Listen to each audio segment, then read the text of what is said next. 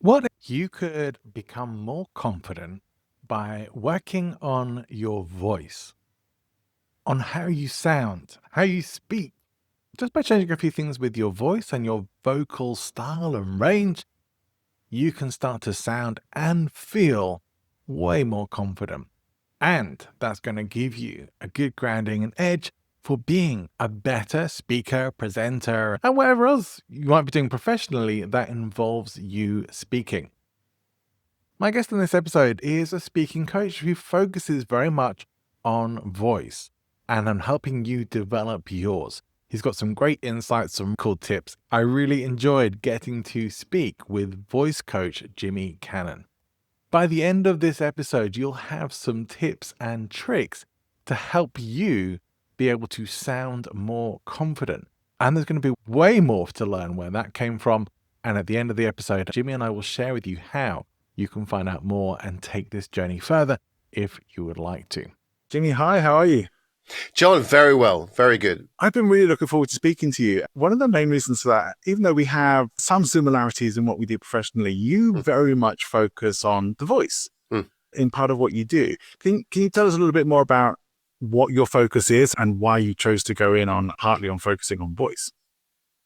Absolutely. Well, I started with thinking that I was going to be helping people who already experienced, like yourself, already doing speaking gigs and already doing stages, conferences, etc., and presentations, pitches, etc. So I thought I'd be working with top level people, high level people, and just helping them project their voice even further than they were already projecting their voice and their message. But what transpired, and I don't really know how it came about. I don't know how the seed came about, but what transpired were people coming to me with a feeling of that they weren't being heard, either a psychological feeling that they weren't being heard in meetings, or that there was something, a block, something stopping them. And I do this because this is generally around here, which is the somatic response to the anxiety that you might be feeling before you speak or during your speaking. And so people come to me, I've got a weak voice, I've got a thin voice, I don't like the sound of my voice. And then that sort of took me down another path of method, really, and how I was going to help people with that. So I ended up, I'm going off slightly a piece here, but a bit of a tangent, but I ended up doing a master's in vocal pedagogy to find out more about the voice, the physiology of the voice. And I still don't know everything about the voice. It's endless, like everything you learn. That's a keen interest to go and do a master's study. Yeah. Well, the reason I did it actually was because I was teaching singing, and I've been a singer all my life, but I didn't really know how I was doing it. People say, how did you get that voice? I have no clue. I listened, I mimicked, I simulated, I innovated, whatever it might be. That's what I did. I think that's how we generally learn and improve. Yeah. Because I think for our listener, you can hopefully hear this and tune into it, that do have a quite distinct resonance to your voice. And I think it's coming through even just in this conversation right now. Well, thank you. I appreciate that. And the checks in the post. But I suppose that's a natural thing. It's what I've been looking at trying to create is what's called a balanced phonation. So that is a balance, simply put, of breath and tone. And that's what Ingo Tietz, the guru of vocal pedagogy, talks about, is that creating that. And everything we're trying to achieve is to create that balance of breath and tone. So that's like an EQ on a hi-fi system. You might want to think, well, actually, I've got a nasally voice, or I speak from the throat, or my voice isn't deep enough, or it's too deep so you're trying to find that balance, and that gives people the confidence. So the more they feel confident about their voice, the more confident they're going to be to use their voice in different scenarios. And just going back quickly to what I was saying before, which was that what I help people now do is improve the quality of their voice and how they project, but also mitigate the anxiety that might be stopping them from speaking in the first place. How much of a difference does that make when you're working with people? It's huge. It's literally life-changing. I had I've had lots of clients say to me, not every client, but I've had lots of clients say to me, this has been completely life changing, and not only professionally, but socially as well. So not just just in a bar, cutting through the crowd in a bar, social situations at dinner parties where you might not normally be listened to if you try to get in the conversation, and also professionally. So the professional thing really is my main focus, and that's to generally help people that are my sort of main avatar, which is all my marketing kind of focus is on. And that's really dependent on people that have come to me. But most people come to me seem to be in IT. So Okay. they're in IT, they're in middle management, they have got the opportunity to be promoted into senior management, which means more leadership requirements or expectations. So there's more meetings with stakeholders, teams, etc. So much more group activity, much more speaking to larger groups. And that's the change that I'm making is either they've been promoted or they want to be promoted. And that can be a huge lifestyle, economic change in their lives. Is this kind of helping people to find, to some degree, authority and influence through the tonality and power of their voice? Yes, I believe that what we're trying to achieve from a physiological perspective is a balanced phonation. But when the result of that is an authentic connection between our cognitive mind and our physical body and how we represent our emotions and our ethics. It's a bit Okay. deep, I realize, that for this time of the day, but go on, yeah, go on, sorry. No, it's fine. It's fine. Yeah, I know my listener is an intelligent sort, so perfect. that's Yeah. always good. Let me ask you that. I'm curious, like, is I'm having a bit of a chicken and egg conversation going on in my head, and Mm. we recognize it could be both. But is it? Do you think it's the psychology that leads to weaker voices, or weaker voices that leads to psychology, or is there just no way to know? It very much depends on the client. My experience, that's a really interesting question, thank you. And my experience is that we actually need to deal with the psychology first. So that's that whether that's the chicken or the egg, I don't know. We can label it another time. But I feel that it's generally their perception. So it's generally one's perception of how they sound and how they feel that they're coming across, which is lack of self-confidence, imposter syndrome, lack of self-worth. Could be a behavioral experience that they've had years and years ago at school. We were all asked to stand up and say something in school. So it could be something like that needs to be sorted first, but it generally is in line with what I do with the voice. So the three pillars that I work with are the voice, presence, and confidence. And generally speaking, we need to work on the confidence first before we can then omit, if you like, presence through the voice. Okay.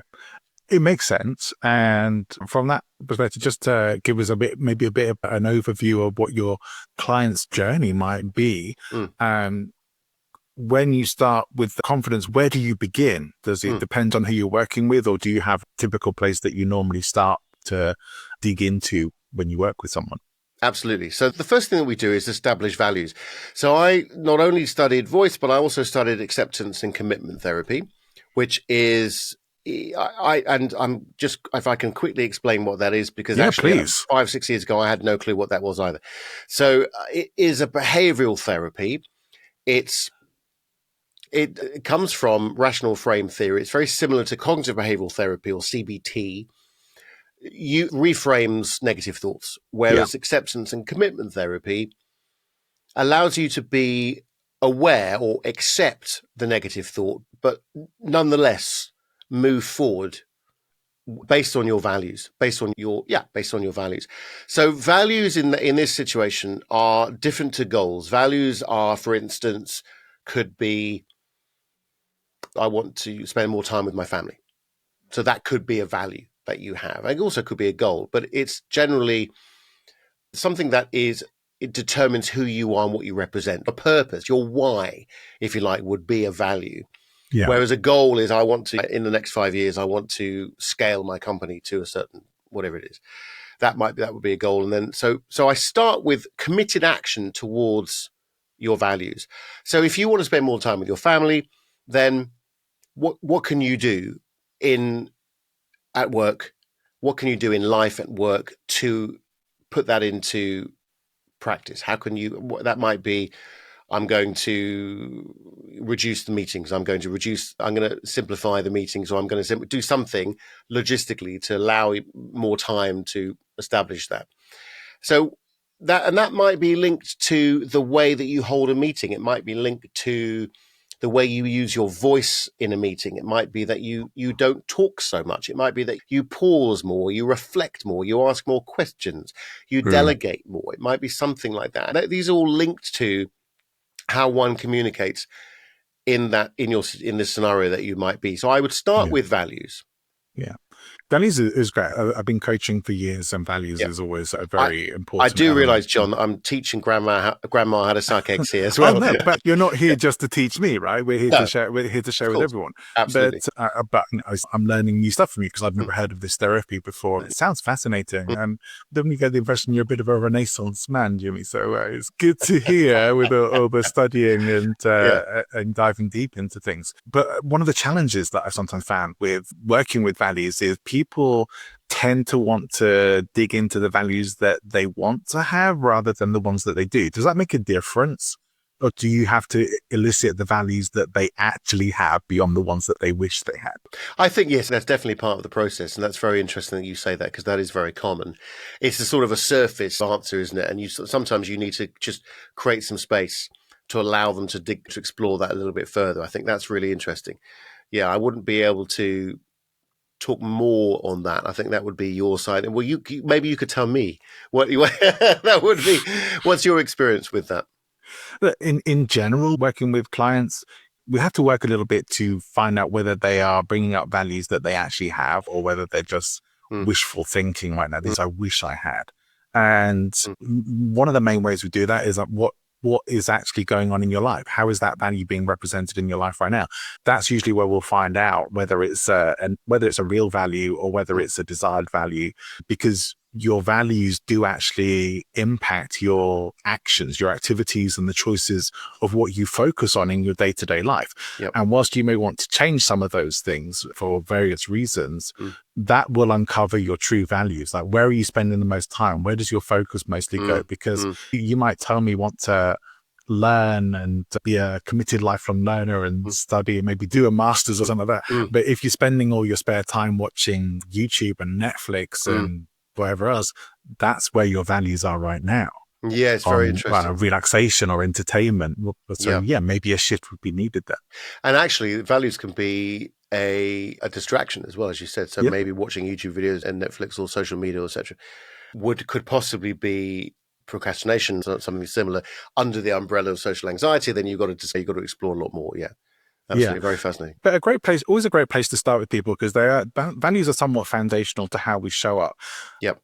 Once you start working on that, do you find that the values work that you do with people gets them to a place of confidence, or there may be more that you would still do that? I think there's definitely more, and so once we've established the values, it would be a case of, well, how can we work? How can we work towards those values, based on those, and what can we do? So, for instance, what I would suggest things would be, for instance, coming out of their comfort zone would be something like, could you volunteer to host the next meeting? Could you volunteer to do that workshop in October, which is Right. what one of my clients is going to do?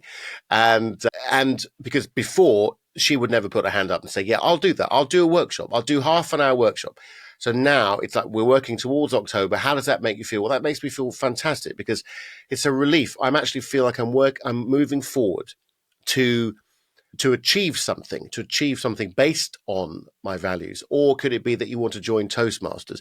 So when you're in that environment, possibly the difference or the parallel shift, if you like, with what you and I do in contrast, would possibly be that in situ there is a feeling of anxiety. There's the feeling of the somatic feeling, whatever the physical feelings might be.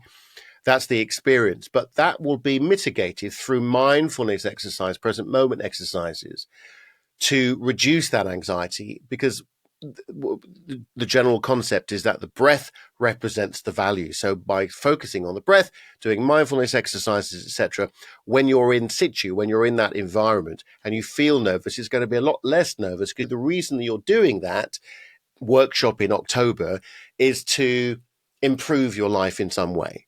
Yeah. One of the things I really love about all that you're saying here is that I've said for years that presentation skills training and public speaking training is much more of a personal growth tool than people realize. Mm. People think it's just about being able to get on stage and being a bit brave and speak Mm. up. And there's so much more to it that I think is one of the fastest tracks to advancing leadership development that there potentially is. When you are reaching out, you lean very much into the transformational side of this as well, which is great. Are people coming to work with you primarily for that or primarily for the voice work? Primarily, they're coming to me with the voice work, but it transpires. And I very rarely get someone who is completely confident with their presentation skills and that there is no anxiety. There's no feeling of, we all have anxiety or nerves, and it's a natural chemical, obviously, that we need to utilize and to manipulate and control. But most people come to me with a sense of anxiety or something that is a distraction, a cognitive fusion, if you like, that is distracting them from their goals or their purpose in that time, in that moment. So they come to me with feeling I speak from my throat, I'm not being heard, I'm not being listened to, I can't work it out. I feel, you're a voice coach, I feel like I need to work with you on getting, this needs to free up. But the freeing up is actually connected up here. So it's definitely a holistic approach. Yeah. And it's definitely, so I very rarely do I had one client recently who's a barrister in Australia, and he just, they were going from one courtroom to the next courtroom. The initial courtroom has microphones in, and the other courtroom doesn't have microphones. So we had 2 sessions where I just helped him project his voice. Obviously, in the discovery call, I asked him if there's anything else stopping you, or is there any block that is perhaps stopping you from speaking a bit more with more projection or more confidence. He says, no, I need physical help to be able to project my voice more. So that's what we worked on. Yeah. But generally speaking, there is some form of block or anxiety that is stopping them from being heard or their message being delivered. So it sounds like people get a much deeper holistic experience than maybe if they just went to a typical voice coach. Well, this is the thing. And this is when I started this, because I'm subclinical. So I was trained in acceptance and commitment therapy, but I'm not a therapist. So I don't want to make that clear. So there are things that PTSD, for instance, I wouldn't touch. There's lots of things not subclinical that I wouldn't be able to explore with my clients. So that's pretty obvious. But that's an imposter syndrome thing for me. Perhaps I should have gone back and studied as a speech pathologist. But as far as I know, and my research tells me that having this holistic approach is more beneficial because we do tackle a much wider body of the problem rather than a specific physiological issue. There's definitely behavioral and psychological things at play. I can see that, and I really like it. It has a good feel to it. When you've done work on confidence with people and you feel like you're getting them at least closer to where they need to be, what would be next? Do you move into working on their voice and their projection with them, or is it the presence part? Yes, absolutely. So the voice is directly connected to the vagus nerve. There's lots of research to say that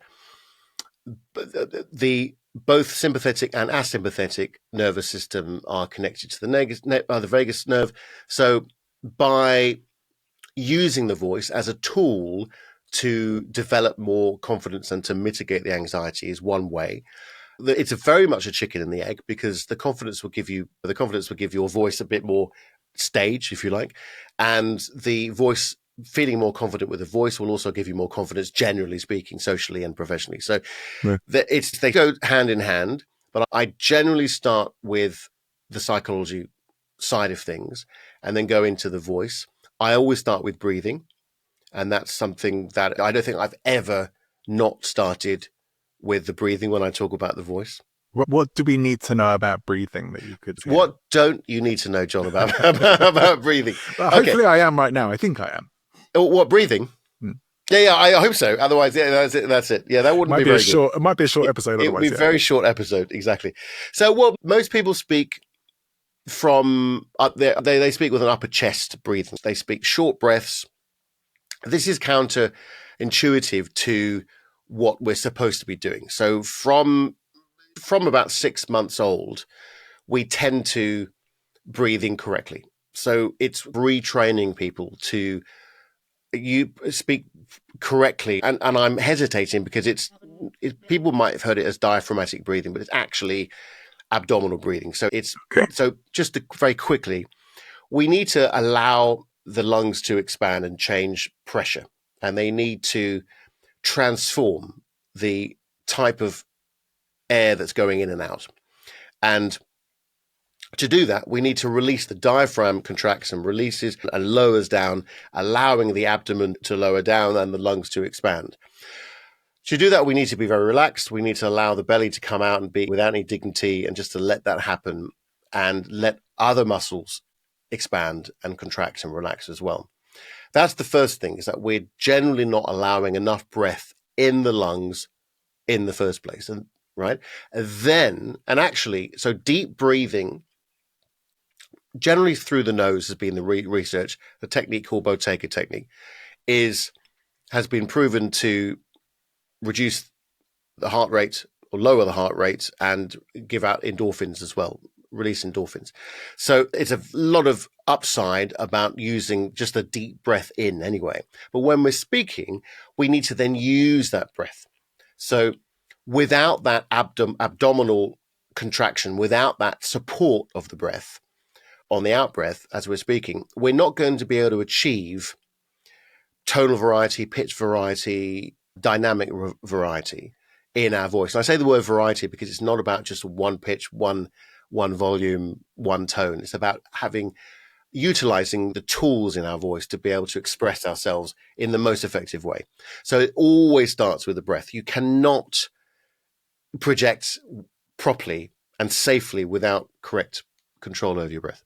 Of course. I think if our listeners are anything like me, even just this little conversation now, you're probably finding yourself breathing a little more deeply because you're thinking about That's it. Right, yeah. So it's having a bit more conscious awareness around it does make a difference. But can we perhaps train ourselves to a point where it does become more instinctive and natural to breathe more deeply and to be breathing properly more or all of the time, do you think? Yeah, absolutely. The first thing is to be aware. The first thing is to be aware of how you're breathing and how you can improve your breath. I think it's also just a learning curve as well, because we generally don't realize that we can use a lot more breath. We can control that breath for a lot longer time.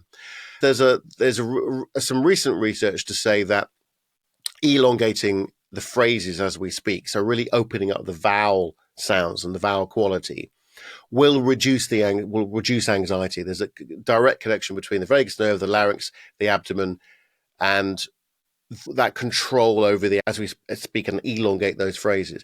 So the answer to your question unfortunately, is practice. Like anything, it does need to become habitual. So right now, I've been a singer for a long time, and I do this day in, day out. So I'm completely oblivious. Everything is completely habitual to me when I'm speaking. And it's just a little bit of effort that I'm using to control the out breath as I speak. But initially, maybe a few weeks, you're going to really have to think about how you're controlling the breath, how you're taking a breath in, etc. So it is a muscle or muscles that need to be trained. And muscle memory will eventually kick in. Yeah.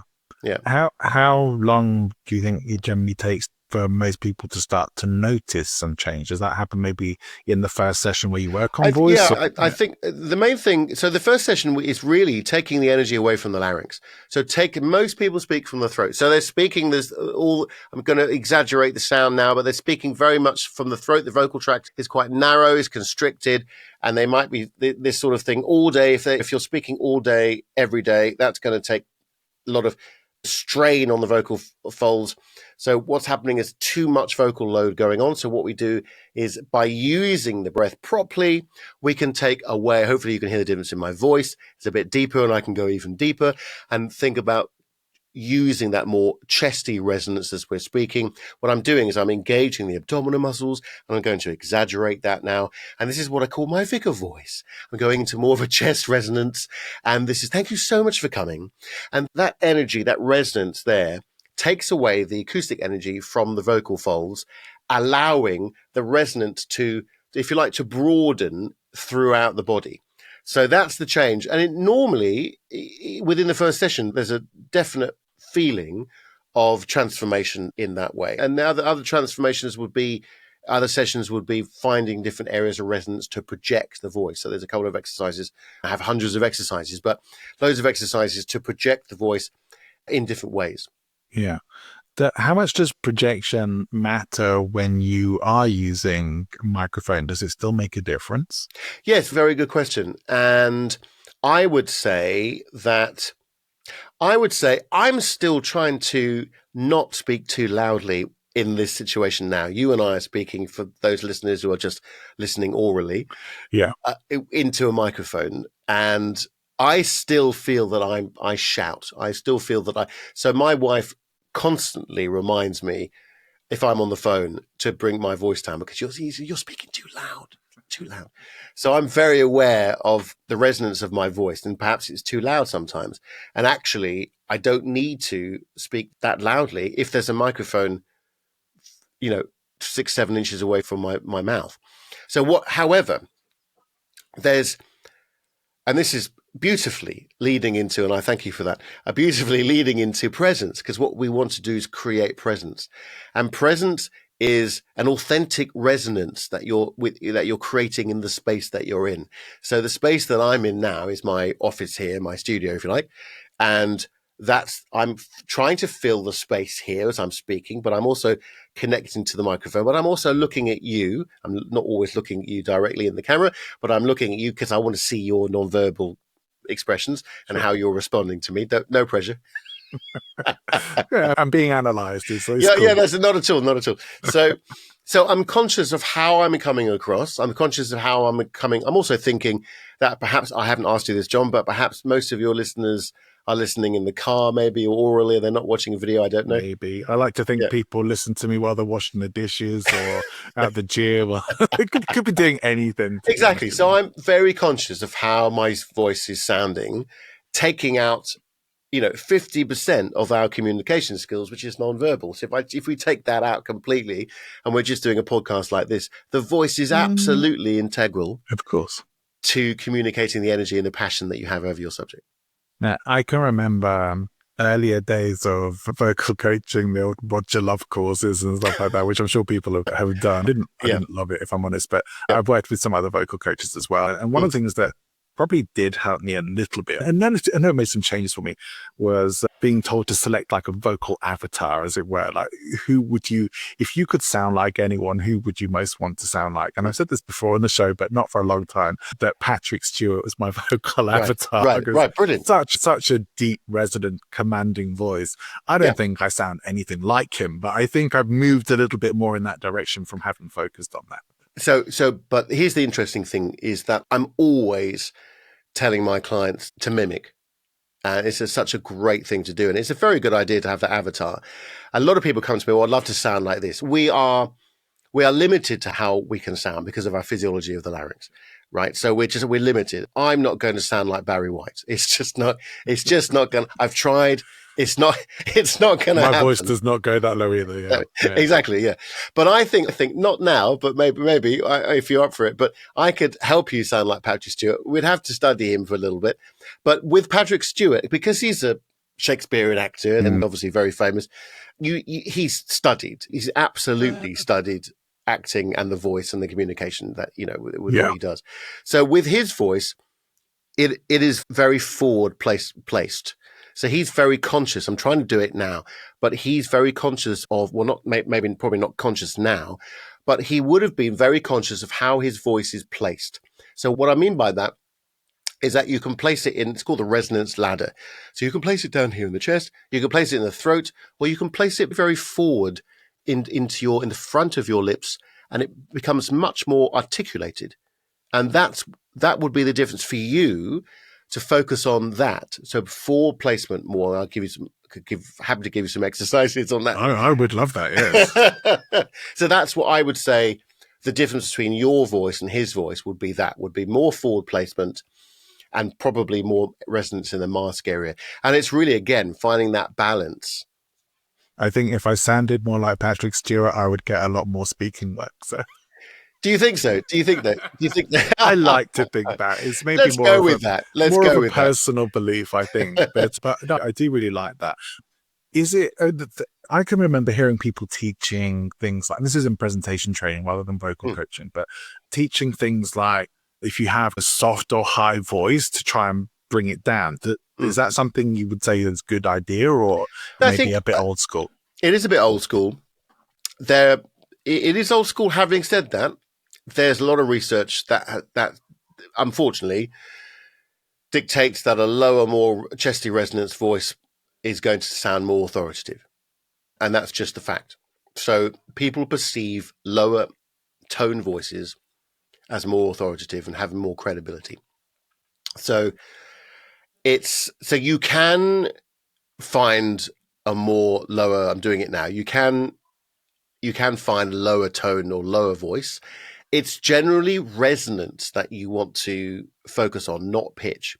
So we will, as I said before, we have a certain physiological limitation to our voice, depending on the size of our larynx. So you will only go down to a certain note. And actually for singers, you can go a lot higher, but you can't go lower. And that's the same. If the speaking voice is the same as the singing voice, it's just that you elongate the vowels more with singing. So, but you can add more tonal quality to the lower frequencies of your voice. So the difference is I'm exaggerating now. If I'm speaking in my sort of nasal area, and some people speak like this, and I'm really exaggerating now. If I'm going into kind of more of a witch sound. Don't switch off, listener. We're not going to stay like this. Exactly. Yeah. So from there, you can from there, you can open up the larynx. So you can you can literally send the resonance down into your chest area. And even if it's really high, you can still have a low tone in your voice. It doesn't have to be high pitch. It just has to be a lower frequency that you're adding to that sound. Yeah, I love that it's so clear to hear the differences that these things make as well. So it's very apparent for me and for our listener that these things, they make a huge difference. Yeah. I want to come back a little bit more to presence. We were talking a little bit, besides to move into that. And certainly for me and for a lot of people who teach presentation skills, we might look at presence a little differently. Do you focus on that primarily from the voice aspect of presence, or where do you begin that element with your plans? Well, I was fascinated by a book by Patsy Rodenberg called Presence. And that was introduced to me, like all of us, from a friend who's in the same industry. And Jimmy, you have to read this book because she's an actress. But it is all about, not all about the voice, but Patsy Rodenberg talks about I won't go into this in massive detail, but she talks about 3 circles. So first circle being perhaps maybe you're a little bit reticent to speak. Maybe there's some nervous and shyness. There's lack of confidence. And then the second circle is where we all want to be. There's that balance of authenticity and humility. And then the third circle is where you could come across maybe as quite slightly arrogant, perhaps narcissistic, toxic, maybe. And that comes across in quite an alpha male sounding voice. So if you're speaking quite loudly and you want through the audience, as it were. So there's a few exercises that you can do to practice being in, and it goes back to, in fact, the environment that you're in. If you're in this environment, it's very different to being in an acoustic environment where, so stage, virtual, meeting room is a very different environment. So you need to practice these exercises within those environments, obviously. And they would have a different effect. But the idea is that we want to obtain second circle. That's the kind of the balance again. It's all about balance between those 3 types of people, if you like, based on their personality traits. So it's got a mixing. So it's how you represent yourself.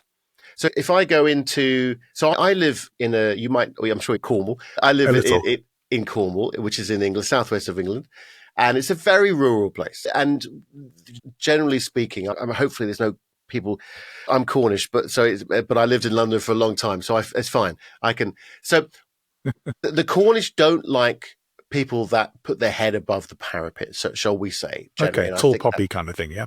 that's right. Exactly. Yeah. So you've got to be very careful if you walk into the local supermarket. And so when I walk in, I'm very conscious of that. I'm not sounding in third circle. I'm not. Hello there. Do you have any avocados? Right. Right. You don't want to come across like that, which is an interesting conversation to note. Would be that we can have another time. I was getting a hint of, for those who might remember, Leonard Rossiter in that. Yeah, that's right. Yeah, exactly. Yeah, I can't remember the scene. Yeah. But yeah, right. So I'm very conscious of how I sound. I do notice, it might just be an ego thing. I do notice if I walk into a shop and I'm queuing up and then I'm next and I can't think of an example. What would it be? I'm asking, can I get a coffee? My voice will carry more. It will be more resonant, and most of the coffee shop will look around and stare at me to think, who's this foreigner in our land? So it's I believe so deeply that the voice has such a strong connection between how you want to come across and how you do come across, and that balance of that authenticity that we're trying to portray, and humility. I would definitely agree with that. I am one of those people, and this is, I think, a product of me being born in Manchester, having nearly all of my family come from Merseyside, right, and having lived all sorts of different places around the UK, that my accent is very malleable.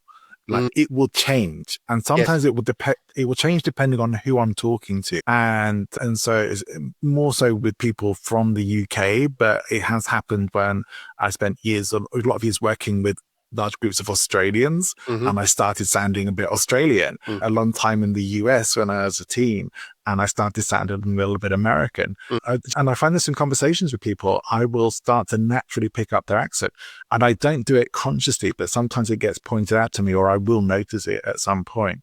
And there is a thing of, we try to sound more like the people we want to connect with in some way. And I think this is absolutely interesting. Yeah, it is absolutely fascinating. And we are all social chameleons to a degree. And I'm really envious of the loud, middle-aged white man in the pub who's just got this really sonorous voice. Yeah, I think that probably what we need to do is go back to the apartment and talk to Jenny about the cleaning lady or something like that. And I'm just, how you are completely oblivious to anybody else around you. And I envy that, quite frankly. Or I might be another type of person, let's say, not middle class, who is on their phone on speakerphone in South London, right? And they're just chiming out, yeah, I saw him the other day. I'm not sure he's going to come back. I don't know, maybe, right? And they're completely oblivious of everybody around them. They are just in the moment.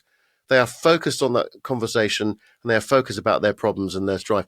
It's fascinating. And I'm very self-conscious about how I come across, and that's something I need to work on. You might be right that they're oblivious, but I think that in my head, there's always this assumption that they actively want people to be listening to them, but I could be wrong. It might be a complete obliviousness. Yeah. Can I ask you, John, because something that I do day in, day out, and forgive me for, okay, great. You've got a very, because I listen to people's voices all day, every day, and I'm obviously fascinated with it. You have a very, how can I put this? You have a very controlled, mannered sound to your voice. You generally don't go over a certain volume threshold, and it's a very empathic tone, and it's really easy to talk to you. What are your thoughts on that? Well, that's nice feedback. My pleasure. And I think that could be the result of years of having been working as a coach. Right. Could be. I think it's absolutely that. Yeah. Yes. So, but if for example, like doing more stage work and more storytelling and doing more starting to do stand-up comedy. Okay. That might not be the best qualities to have in my voice when I'm doing those things. So that if I'm looking to make some changes there, where should I start to lean into? Oh, very interesting. Okay. I love the way you brought that back to me. That's good. I like that. That's good. Very interesting. Yes. So, okay. So here's the thing. We are unaware of the potential volume and range of our voice. So one exercise I do is to speak in a whisper and then speak in a normal tone or volume and then speak very loudly. And most of the time, I'm not going to get you to do this. Most of the time, You can. I do. I don't should mind we doing should we vocal. do this? Okay, so Yeah, say we can do something. vocal exercise. Okay, great. Let's do it. So say whatever. Just say whatever you. Just tell me what you had to do before our call today, right? So I had before you to- do it, okay. yeah, no, before Set sorry, before you do it, I Yeah. want you to say it in a whisper. Okay, so that Okay. means so this is the kind of a multifunctional exercise, if you like. We are really focusing on the articulators, so our tongue, teeth, lips, hard palate, etc. And to do that, so if you're whispering, you really have to accentuate the consonants. All right. Okay. So I want you to just 10 seconds in a whisper. Go. I hope this comes through on the podcast, but I had to pack my bags and drive from Valencia city centre to a small village up in the mountains. Perfect. Brilliant. So let's do it now in a normal tone. Your normal tone, as you've been speaking to me. That's really important, I think. It's the main. So don't try to create anything at all. Just purely how you've been speaking. Don't start being all dramatic and with No, I'm not going to go Shakespearean. No, don't go Shakespeare. Yeah, just speak normally. Say the same thing. Okay. Not for what. Go for it. Okay, One so word for I had to pack up my bags and drive from Valencia city centre up to a small village in the mountains. Perfect. Right. So now what I want you to do, I want you to speak a lot louder. All right. And not shouting. It just doesn't have to be a lot louder, but quite a bit more energy. Okay. Now, normally I would show you how to do this with your abdominal muscles and then without, right? So a little bit louder, same thing, and we'll see how that feels. Okay, prepare yourself, listener.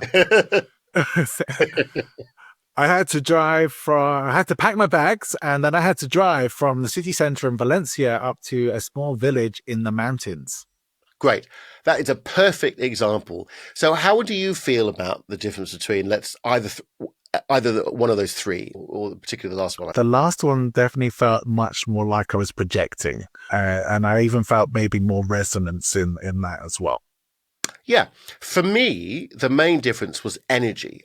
And please don't get me wrong. It's not like you're lacking in energy in your normal volume of voice. It's been spoken. But there was a lot more energy there. What's really interesting, and this is what I find quite often, is that the volume of voice for you, the perception probably from you is like, that's a bit over the top. It's a bit loud, maybe. It's out of my comfort zone. But actually the reality is that it's not much louder. If you were to measure that as an SPL level, then I bet you would find that it's not a huge difference. The engineer wouldn't be going, oh my word, I've got to bring down the fader down here. I was conscious of not wanting to blow my listeners' ears out. If I got of course, yeah. And I can imagine that you would be able to speak a lot louder if you're doing, I think so, yeah. Yeah, exactly, yeah. But yeah, well, I did a little bit of voice training years ago and doing some stage singing work and stuff. So the production stuff was super important. Yeah. I have one more voice related question because Sure. there's a couple of things I want to wrap up before we do close things off. But does it make a difference to have a wider range, a vocal range from deeper to high? Absolutely. So the whole premise of what I teach is variety. So that is literally the spice of communication. And never used that before, never again. Needs a bit of work. Yeah, thanks, John. Yeah. So absolutely, we use generally 20% of our vocal range, our chest for men, our chest register. So 20%, a fifth of what we could potentially use. So if you're doing a lot of speaking, a lot of presenting, a lot of pitching, etc., you want to present effectively, then using a lot wider, more broader range, pitch wise, in your voice is absolutely going to be key to connecting with the audience. Our brains are tuned to being distracted very quickly and tuning out very quickly. And as well as I do that, if you're in the audience, you are thinking about 55 things at the same time. Have I put the washing on? Is the slow cooker is that going to be fine by the time Did I lock back? the door? Yeah. Did I lock the door? All that stuff. Did I leave the car in the right place or whatever it might be? Right. So we are easily distracted about whatever that might be. So you have to absolutely keep the audience engaged. And one way to do that is variety of your register of your voice, as well as tonal variety, as well as dynamic variety as well. So speaking like you're speaking at the moment, which would be about this sort of volume, would be a very powerful way to bring the audience back. But also a little bit more energy occasionally, just to get, and also pace as well is an incredibly effective way to slow down and allow the audience to process, etc. Love all that. Honestly, this is so fascinating. I could talk about this for hours, and I think I'm pretty sure my listeners are going to be enjoying all of this as well. I want to ask you about your singing a little bit, but before we do, maybe our listener might be wondering, maybe wanting to check you out a bit more. What's the best way to find out a bit more about you and to maybe even get some insight into deeper insight into what you do? Sure, thanks, John. Well, jimmycannon.com is my website. Very simple. There are loads of links to... I've got a fantastic, I'm slightly biased, but it's a quiz that I use. It's devised by a company called Scorecard or Score App. Oh, yeah, I use Score App. Great. They're great. Yeah. Very good. So, and I've spent a lot of time really getting the questions right to the 3 pillars that I help people with. So if you wanted on the website, everywhere on the website, on my blog posts, at the top of the homepage is a link to that quiz. It's a very useful, free resource to find out where you are with your voice, your confidence, and your presence. And then if you want to book a call, that's absolutely fantastic at all. We can have a call about where you want to go. Well, I'm going to be taking the quiz, and I hope our listener will as well. Great. Thank you for sharing that as well. It sounds like a great resource. Let's come to your singing, because I know that you are a passionate singer. Tell us a bit about what kind of singing you do, and I guess you are still singing, right? Do you sing in a band? I would love to know about that. Well, actually, so I've been a jazz singer for most of my life. I was a saxophonist, a jazz saxophone player, still am, and I'm not doing anywhere near as many gigs. Part of the reason that I started having singing lessons was I was doing 8 shows a week and touring and just working really hard, and my voice was straining. So that's where the beginning of my journey as a singing teacher and coach comes from. And then I transferred those skills into speaking. And so I'm predominantly a jazz singer. I have a project, or if you like, a band or project called Burton Bradstock, which is, if you're interested, is a village in Dorset. And I didn't know that, but yeah, okay, there we are. And so that is an exploration of folk and jazz. So English folk music, which is tainted with some jazz harmony and arrangements. And that's something that I'm really passionate about. But my business is very prolific at the moment, and that's on a back burner. Sure. Unfortunately. So, but it's definitely something good problem to have. Yeah. Yeah, it's a good, exactly. Yeah, exactly. So it's something I do want to start again. And I've got a big project in mind, which is song collecting, and then finding the songs in individual places around the country, and eventually going back to those places where I found the songs and I've arranged those folk songs to record, and then going back to do concerts. It's a big project. Yeah, I have to connect you with my brother. I think he's involved in folk festivals in Dorset. And no, you're kidding. Yeah, wow, that's incredible, John. What a small world it is. Yeah. Fantastic, Jimmy. This has been such a pleasure. You've been a delightful guest, so informative as well. This is a fascinating topic and such an important element for speakers. Very often we just focus on what we're saying rather than how we're saying it and how we're delivering it. So I really love everything that you've shared with us today, and I think this episode alone is going to be a valuable resource for our listeners, as well as all the other things that can go and check out from visiting your website. So I'd just like to say thank you so much for coming and being my guest today. Really appreciate it. Absolute pleasure, John, and really lovely to meet you and speak to you. Wonderful. Hope we can do it again.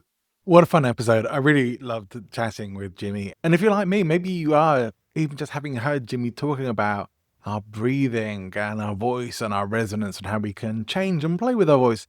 At least have a play with this stuff. As I said, I think when we even just start thinking consciously about our breathing, we do tend to find ourselves breathing a bit more deeply, and we can start to focus on whether our voice is coming from our chest, from our throat, or from our abdomen, and try and adjust and play with it from that direction. To me, the whole concept that playing with your voice can massively change your confidence is exciting and interesting, and not something that I've really come across in this kind of way before. I think this has been a lot of value. It's been an exciting episode and a wonderful direction to get into the show. I hope, please go and check out Jimmy Cannon's website, and probably we'll get Jimmy back on the show at some point, because I think there's more we can go into there and would love to have him back. I will see you next time. Bye bye.